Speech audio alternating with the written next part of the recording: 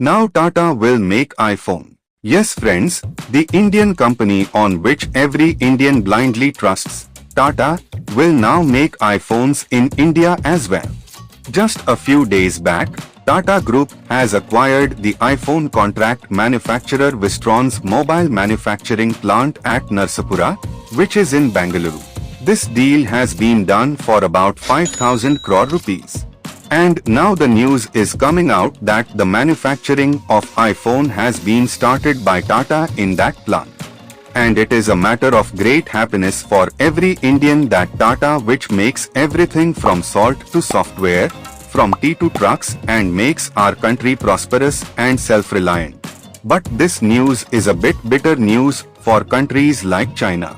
Already, since the corona epidemic, the world's trust in China has already decreased, and many big multinational companies like Apple are looking for an alternative to China, and countries with emerging economies like India are becoming the first choice for them.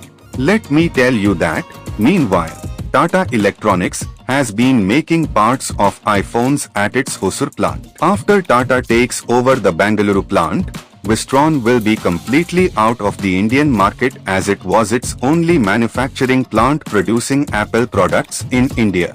Reports say that India's market for Apple products is estimated to be around $600 million, which is equivalent to around 4,900 crores in Indian currency. So friends, let's hope that in future India will continue to move forward like this, and soon it will become a manufacturing hub of electronics products by leaving China behind.